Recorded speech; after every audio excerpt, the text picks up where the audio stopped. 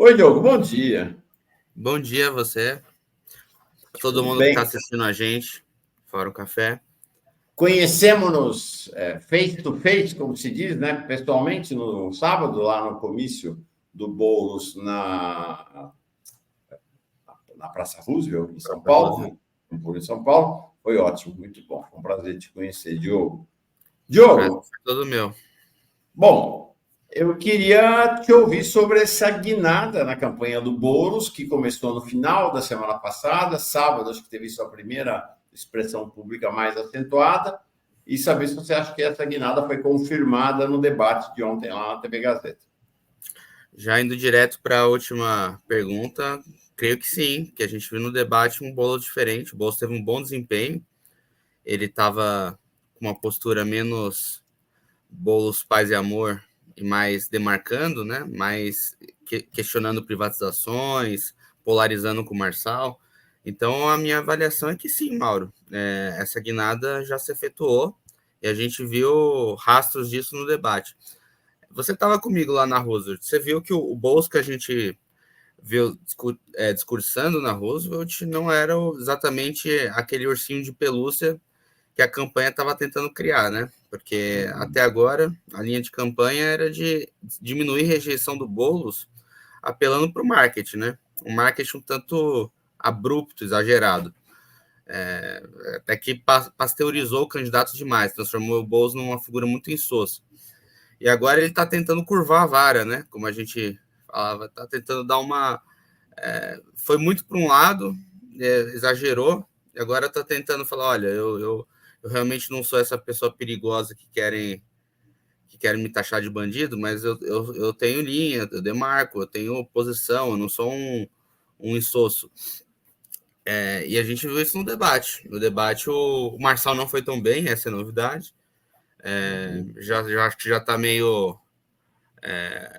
Se tornou mais previsível. O choque inicial já passou, a gente já sabe as táticas, as artimanhas dele. E também o Bolo soube demarcar bem, soube se posicionar com nitidez, né? A gente estava achando a campanha muito diluída, né? Uhum. Você, a gente conversava, achava a campanha muito diluída no sentido de ninguém reconhecia nela o Boulos de 2020 que encantou as pessoas, né? O Boulos, que foi aquele fenômeno eleitoral, chegou no segundo turno, disputou contra o Bruno Covas, justamente porque ele era o antissistema, ele era o rebelde, que Sim. agora virou o Marçal, né? E ele, né, aparentemente, quer disputar esse lugar com o Marçal agora, né? Do antissistema. Não chega a ser uma coisa tão radical quanto o Marçal, mas ele já dá os primeiros sinais de que vai nesse caminho, né? Sim, de canalizar a insatisfação, né? Porque Uhum. esse era um problema da campanha até agora. Com um foco muito no amor, é difícil você atrair pessoas que estão pé da vida, né? E a maioria das pessoas tem motivo para estar pé da vida com a prefeitura e com o mundo. Então, se você fala muito de amor, digamos que você vai soar para quem está vivendo uma vida de penúria e de muita dificuldade, vai soar fora da realidade, né? Vai soar falso, artificial. Agora, se você aponta os problemas e se coloca como alguém rebelde ao sistema, você consegue canalizar essa insatisfação, canalizar essa rebeldia, que é o que ele conseguiu fazer em 2020 muito bem, com jovens, principalmente, e apostando na autenticidade dele, né? Em 2020 ele apostava no fato de ser um candidato diferente dos outros, um candidato justamente que não era dominado pelo marketing. Então ele está tentando retomar um pouco. É claro, ele não pode fazer uma campanha igual a de 2020, porque agora ele está indo para ganhar e tem diferenças, né? Mas ele tem que retomar algo desse espírito. Ele percebeu isso, a campanha percebeu isso. Que se continuasse no marasmo, no quietismo, o Marçal ia atropelar tudo. Estava vindo como um Uhum. trator. Agora, bom, ainda sobre o Marçal. Tenho uma sensação, o Edgar Tino também, que assistiu o debate ontem, vejo isso em outras pessoas. Nós vamos ver, né? Quinta-feira sai pesquisa da Datafolha, vamos ver o que diz o Datafolha, depois nós vamos ter outras rodadas aí, né? Quest e as outras pesquisas. Mas pode. acho que teve uma certa ideia de um envelhecimento precoce do Marçal, né? O personagem dele é tão histriônico que ele está cansando já, né? As cores são tão fortes demais que talvez já comece a ter um cansaço desse personagem dele, e aí abre espaço para o Boulos vir com um discurso antissistema, mas sem esse histrionismo, né? A Maria Cristina Fernandes, a ótima jornalista do Valor, também fez um texto falando sobre esse certo esgotamento do Marçal. Mas, assim, a gente tem que tomar cuidado para também não subestimar o Marçal, porque ele já demonstrou que tem muita capacidade e ele não é um idiota qualquer, né? Ele tem um certo tem talento. que esperar as pesquisas aí, vamos ver o que acontece, né? Se de fato tem cansaço. Porque uma coisa é a gente avaliar que cansou, né? Outra coisa é cansar de fato, né? Exatamente. Até porque ele não é burro, né? A gente tem que admitir que a verdade, ele é uma espécie de Bolsonaro melhorado, né? Mais jovem, mais dinâmico, mais liso, mais rápido no raciocínio. Ele sabe enganar as pessoas. Ninguém fica milionário à toa, né? É milionário enganando os outros à toa.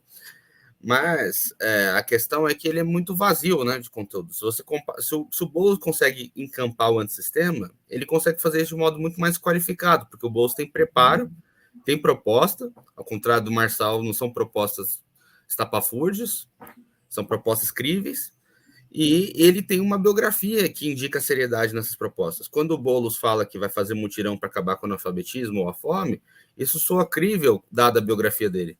Não sou agora, quando a gente vê o Marçal falando disso e a gente percebe a biografia dele de golpes, estelionato, fica claro que tem grande chance de ser palavra furada, né? Sim. Então, o Boulos, ele tem o mérito de ter um compromisso de vida que deixa a campanha dele com cara de seriedade, com cara de algo que tem consistência. Agora, vamos falar das questões, né? Porque a gente veio se regozijando aí nas últimas semanas, eu digo a gente, a mídia progressista, de uma maneira geral, com os rachas e as brigas lá na extrema-direita. Né? E a extrema-direita é naturalmente muito violenta e estridente, né? Então, tudo isso acontece à luz do dia, brigas, xingamentos e tal. No nosso caso, a esquerda é um pouco mais discreta quanto a isso, né? Mas nós vimos lá, né, na Praça Roosevelt, tinha gente do PT? Tinha, mas vamos combinar, né? O PT é desse tamanho em São Paulo, o PSOL é desse tamanho, tinha muito mais PSOL, praticamente não tinha PT lá. A Marta não foi, a Marta estava lá num lançamento de candidatura de uma candidata a vereadora, quando essa era, em tese, a principal atividade da campanha no sábado, e conversando com o pessoal lá do PT, do PSOL, o que eu soube é que o PT, de fato, a posição do PT era contra esse ato, e uma parcela expressiva do PT em São Paulo é contra deixar de lado o coraçãozinho, que gostaria que o Boulos continuasse com uma campanha de centro e coraçãozinho. Então, isso acontece, esse giro do Boulos acontece em meio a divergências no campo petista-psolista, né? Assim. Eu acho que primeiro que a gente tem que ser sincero, admitir que o PT teve uma relação muito ambígua com a prefeitura do Nunes, né? Já começa aí. Eu não quero aqui criar cisânia, divisionismo, mas existem essas resistências. A próprio Tato, por exemplo, era contra apoiar o Boulos, flertava com a campanha do Nunes. Então já começou aí o problema. Já tinha uma relação meio ambígua com o Nunes. A gente viu que o PT não fez direito oposição ao Nunes na Câmara. Até apoio. Vários vereadores apoiaram, a maioria dos vereadores apoiou a revisão do plano diretor, por exemplo. Então, não estou querendo dizer que o PT não está comprometido na campanha, mas a gente tem que lembrar esse fato. E lembrar o outro também, que existe um certo ressentimento com o fato do Boulos ter virado a principal figura da esquerda paulistana. Em muitos círculos petistas, isso não é visto com bons olhos. Então, a ideia de que o Boulos ganharia e viraria uma referência da esquerda paulistana causa um certo medo, uma certa angústia, porque o PT é o grande partido da esquerda paulistana desde 88, pelo menos, com a vitória da Erundina. Então, sim, tem tudo isso em jogo, mas eu espero que os setores mais responsáveis, a direção mais comprometida do PT, esteja 100% com o Boulos. Mas eu acho que há algumas resistências, certa inércia, certa má vontade em alguns círculos, setores.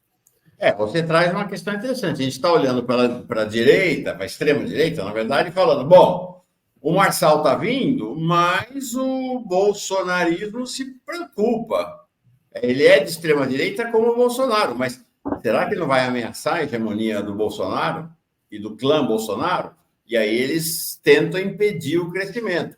Mutatis mutantes, tem algo também que lembra um pouco esse cenário na esquerda, né? Será que o Boulos não vai ameaçar o domínio do Lula sobre a esquerda brasileira? Ou do lulismo, ou do petismo? Então, tem uma relação... dos dois lados tem relações de ambiguidade, né? Entre Sim. o líder chegante e a liderança estabelecida, né? É uma boa analogia, até porque, assim como o Marçal, o Boulos meio que chegou com força própria. Ele chegou chegando, não por um acordo de cúpula ou nada disso, mas ele foi pegando o eleitorado de esquerda, em 2020, que preferia ele do que o Gilmar Tato, desculpa.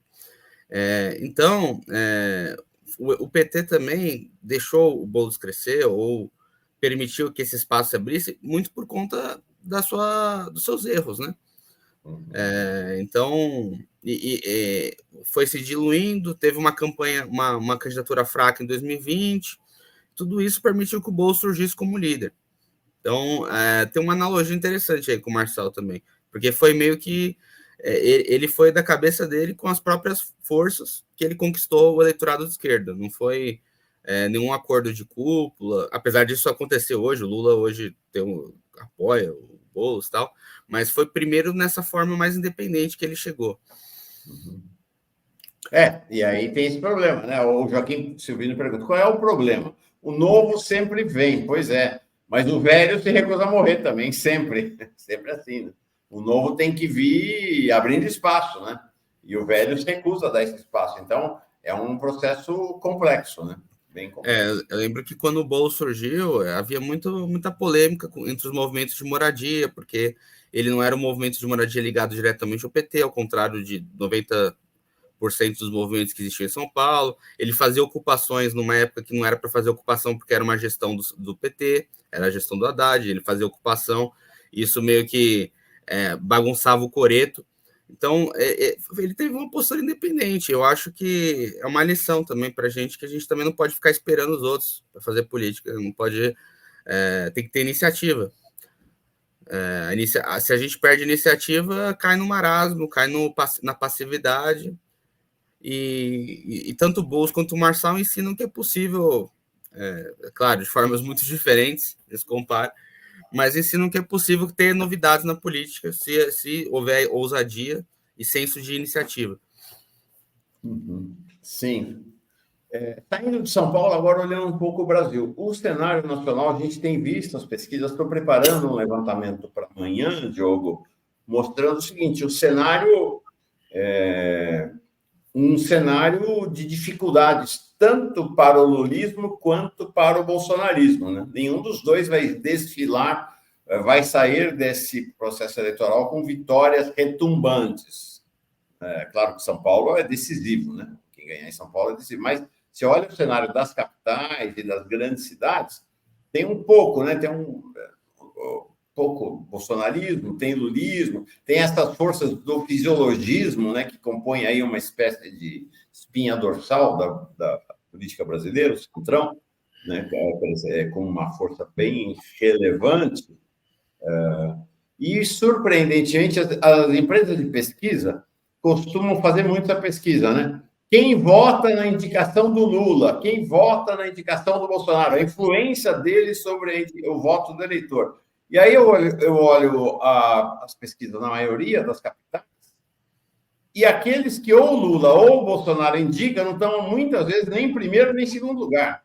Então, assim, o grau de influência efetiva deles no processo eleitoral talvez seja menor do que as empresas de pesquisas gostariam de fazer crer e os próprios partidos imaginam, né?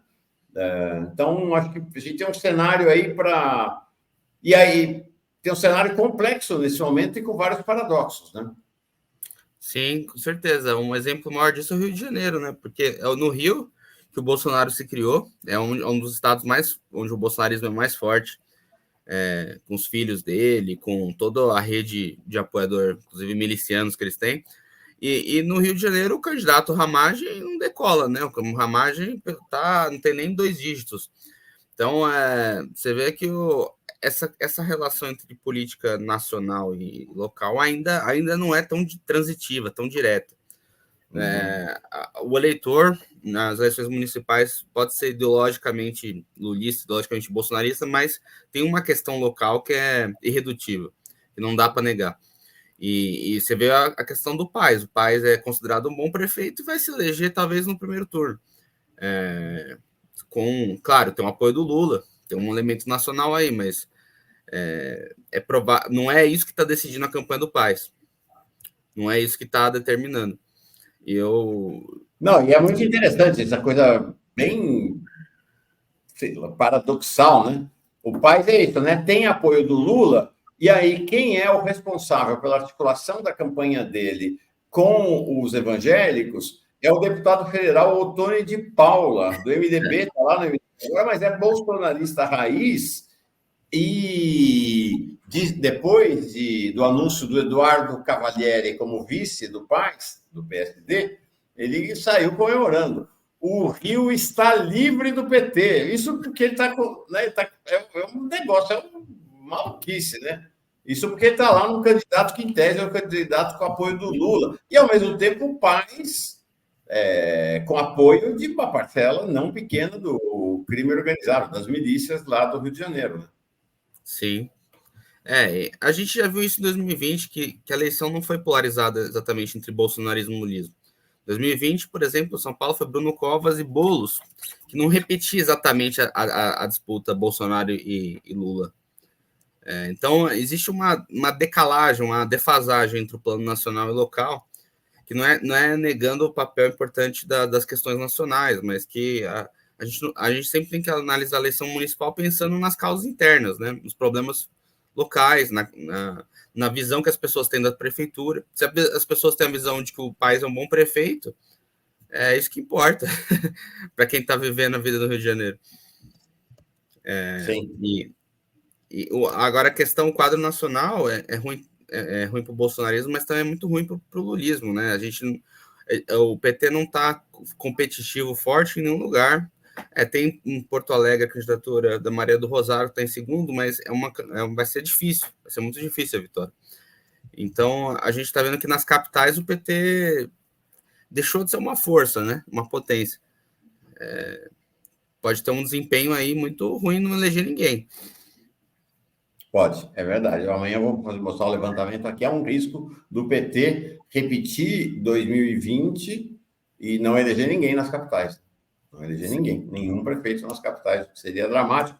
Isso quer dizer, Diogo, você vê, a gente tem um processo já patente, ou ainda não, ou não terá, de superação histórica do PT na esquerda brasileira, e o PSOL, que parecia ser a força nascente, acabou se vinculando demais ao PT. Enfim, como é que você vê o cenário da esquerda brasileira nesse momento? É difícil fazer esse tipo de previsão, porque enquanto o Lula estiver vivo, ele é indiscutivelmente a figura tutelar da esquerda brasileira. Não existe ninguém que consiga sombrear o Lula em termos de dimensão histórica, nacional, força política. É difícil fazer comparação. Então, enquanto o Lula estiver comandando o jogo, é difícil não imaginar o PT liderando a esquerda brasileira. Mas o pós-Lula, só Deus sabe. Porque até agora as novas lideranças da esquerda tem o Boulos, que tem um perfil mais de liderança social combativa, mas a maioria tem um perfil de gestor, de técnico, de político mais tradicional, às vezes um perfil mais tecnocrata, tipo Haddad, às vezes um perfil Rui Costa, o que falar? O que é esse perfil? Um perfil de político tradicional. Então, a esquerda brasileira, na verdade, uma liderança que era possível sucessora do Lula, que era promissora, Flávio Dino, está no STF, né? Então, o quadro é meio complicado, porque a gente não vê exatamente um fenômeno de ascenso, de onda, de uma esquerda renovadora. A gente tem que ser sincero, por mais que o PT esteja em decadência há um tempo, e a gente vê isso nos resultados nas capitais, a gente também não vê uma onda de uma esquerda que supera o PT. Não é realista falar isso. A gente tem renovações, o Boulos aqui em São Paulo, mas o PT, o PSOL não virou um partido que você consiga falar essa é a esquerda do futuro. Eu acho que seria um pouco irrealista da nossa parte acreditar nisso. E aí, em relação ao Guilherme Boulos, se vencer a eleição, né? Se vencer a eleição, o cenário muda. Boulos vencer a eleição e Boulos perder a eleição faz uma diferença total para São Paulo, para o estado de São Paulo e para o país. Precisa ver também qual o caminho que ele vai adotar, né? Se ele vai adotar um caminho de ser um clone do Lula, então uma política convergente para o centro, né? E não guinando à esquerda, ou se ele vai retomar a trajetória mais radical dos primeiros tempos. Essas são opções que também vão desenhando o futuro da esquerda. Né? Sim, se o Boulos ganhar a eleição, a coisa fica muito mais tranquila, porque a gente já tem uma liderança para o futuro, já tem uma esperança, ainda mais se ele fizer uma boa prefeitura. Mas o PSOL ainda é muito, assim, eu não quero falar mal dos camaradas, nem querer apontar defeitos no partido dos outros, mas, assim, a gente ainda não tem não é como se o PSOL fosse exatamente a mesma coisa que o PT dos anos 80, né? Que era aquela coisa que surgia com os movimentos sociais, que tinha um movimento sindical forte, você tinha um ascenso no país que produziu o PT. O PSOL não é exatamente isso, ele é muito mais um fenômeno muito mais eleitoral ainda do que social, cultural, como foi o petismo. O petismo foi um fenômeno de base, né? Um fenômeno de massa. Antes de ser alternativa de poder, de governo, o lulismo foi um fenômeno cultural e social. A gente não vê isso no PSOL ainda. Ainda é um partido de parlamentares, né? Um partido, assim, que surge pelo alto, não por baixo. A diferença é o Boulos. O Boulos é diferente da maioria do PSOL porque ele vem do movimento social, né? Vem do MTST, que foi um dos movimentos mais interessantes e combativos surgidos na década passada. Mas ainda a gente não está no cenário dos anos 80, quando o PT surge, é outra coisa. O PT surge numa onda de ascenso da esquerda. Para encerrar, Diogo, eu queria uma análise tua com o mesmo foco para a extrema-direita. Como é que você vê o cenário da extrema-direita brasileira adiante?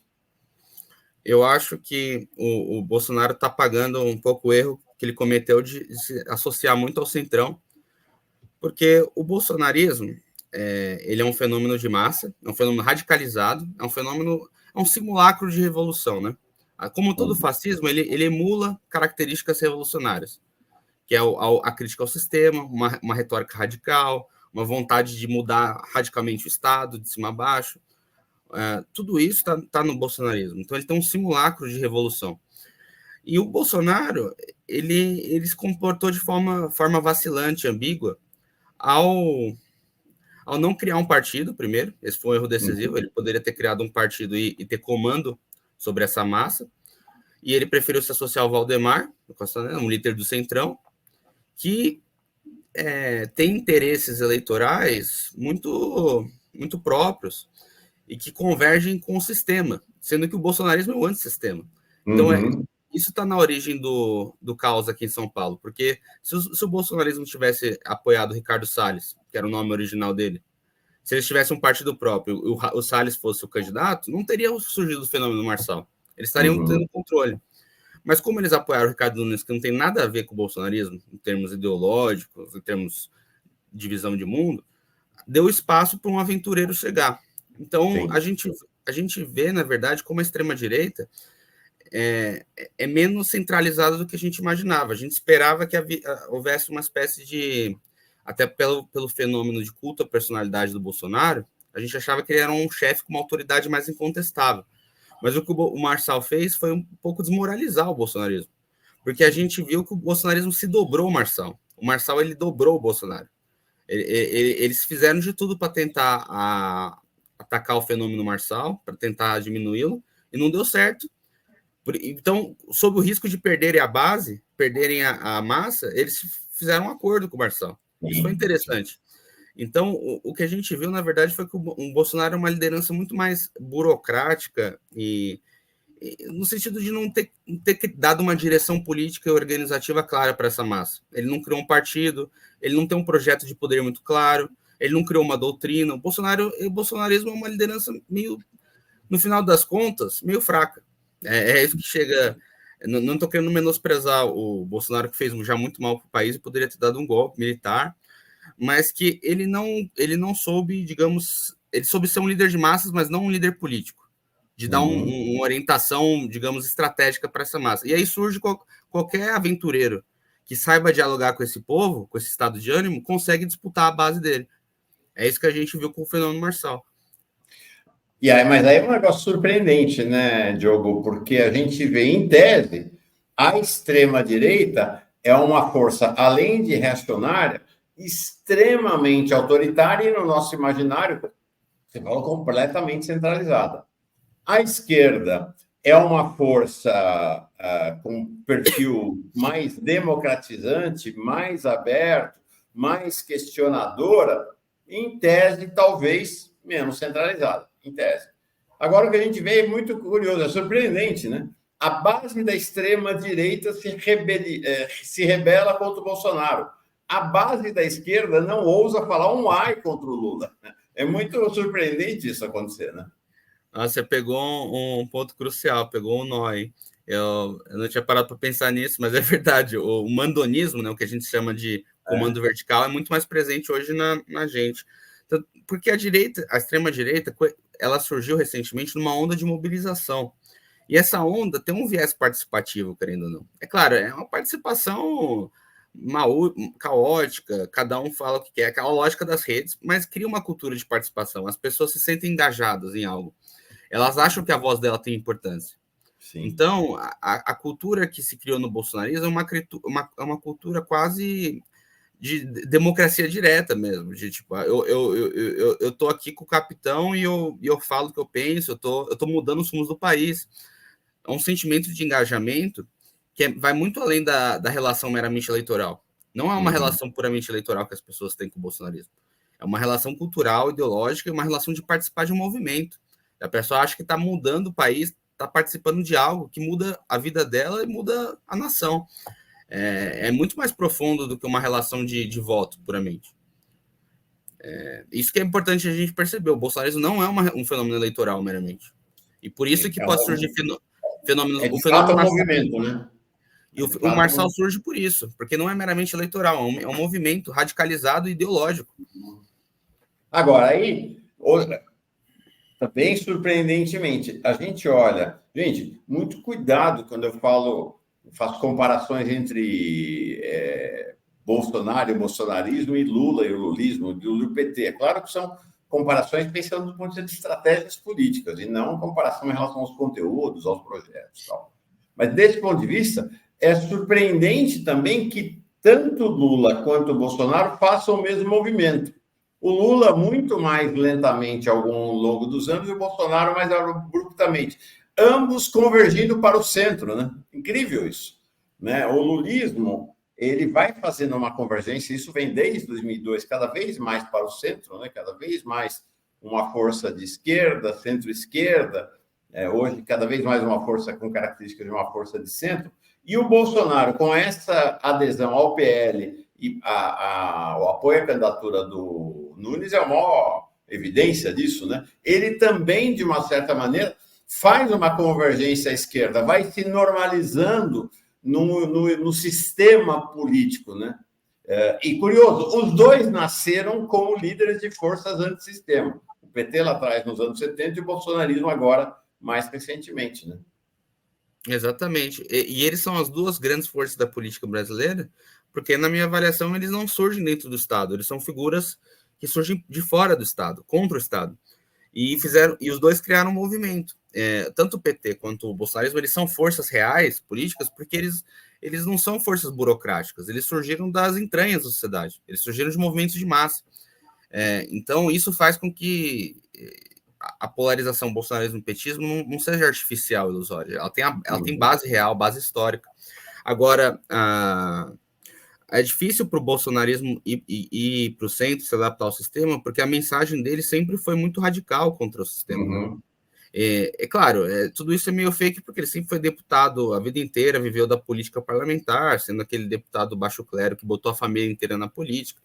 Mas o problema é que a base dele interpreta o bolsonarismo como uma coisa radical que foi se adaptando. E o Marçal dialoga com esse sentimento das pessoas. Sim. Ele aponta, fala, olha, o Bolsonaro ele se adaptou ao Centrão, ele se adaptou ao Valdemar, ele joga com uma percepção que está consolidada na base do Bolsonaro. E por isso que ele consegue ter sucesso, porque muita gente pensa isso. Pensa, o Bolsonaro não conseguiu fazer mais coisa. Fazer mais coisa é o quê? Dar um golpe, ter criado um outro regime político no país, porque ele se adaptou ao Centrão. Existe Sim. essa visão. Às vezes até vem os militares como um fator de limitação, né? Os generais melancia. Mas a visão que a base mais radical do Bolsonaro tem é exatamente essa, que ele foi para o sistema demais. E o Marçal, ele cresce aí. Ele cresce Sim. sendo uma espécie de hiper-Bolsonaro. Ele é menos sistema ainda. Ele é menos sistema porque ele nunca foi da política, ele nunca Sim. teve cargo, ele é o outsider de verdade. Ele é muito mais outsider que o Bolsonaro. Ele é um outsider muito mais real, porque ele se criou em outro meio. Ele não se criou na política baixo clero. Sim. E aí é curioso, mais uma vez, né, que a linha de argumentação daqueles que são fiéis ao bolsonarismo, mas corretamente, a liderança do Bolsonaro e a linha de argumentação daqueles que são totalmente fiéis ao Lula dentro do lulismo e do PT também é semelhante, né? Eles gostariam de fazer muito mais, não fazem porque o sistema impediu, porque o Centrão, porque o Bolsonaro, porque a correlação de forças é mais ou menos a mesma linha de argumentação, né, para fazer a defesa dessa guinada rumo ao centro de ambos. Né? Exatamente. A correlação de forças são os argumentos tradicionais que sempre colocam. No caso do Bolsonaro, ele realmente tinha condições, talvez, de dar um golpe no Brasil. Né? E era isso que a base mais radicalizada queria. Existe uma decepção que o Bolsonaro, primeiro, não venceu as eleições, né? E segundo, não conseguiu mudar o regime político. A gente tem que ter clareza de que a base radical do Bolsonaro queria e é decepcionada que não rolou. Sim, verdade. Tá bom, Diogo Fagundes, para começar bem a semana, legal. Gostei. Algo mais que você queira acrescentar? Não, só política internacional, ficar atento com o que aconteceu na Alemanha. Não sei se o pessoal viu. Falamos, mas vocês falaram mais cedo, porque a extrema-direita, mais uma vez, ganhando resultados eleitorais contundentes na Turingia, né, estado importante da Alemanha no leste, e com um nazistão lá. Né? Lá o negócio é feio, porque a alternativa para a Alemanha tem saudosistas do nazismo, né? Abertamente, né? Então o negócio está feio no mundo, para ver como a gente vive tempos sombrios. Por quê? Porque a extrema-direita incorporou um antissistema, né? No caso da Alemanha, a alternativa para a Alemanha fala mal da guerra contra a Rússia, fala que a Alemanha está traindo os interesses nacionais dela em nome de uma guerra que não é dela, que é verdade, porque a destruição do Nord Stream, o aumento do preço do gás, tudo isso destruiu a indústria alemã. Então, é isso, a gente tem que saber a conjuntura onde a gente vive, a conjuntura é que a coisa está preta em quase todo lugar do mundo, principalmente aqui no Ocidente. Talvez se a gente estivesse na China, a gente estaria mais otimista. Mas aqui no Ocidente a coisa está feia. Valeu. Boa semana para ti, Diogo. Abração. Abração, Mauro Lopes.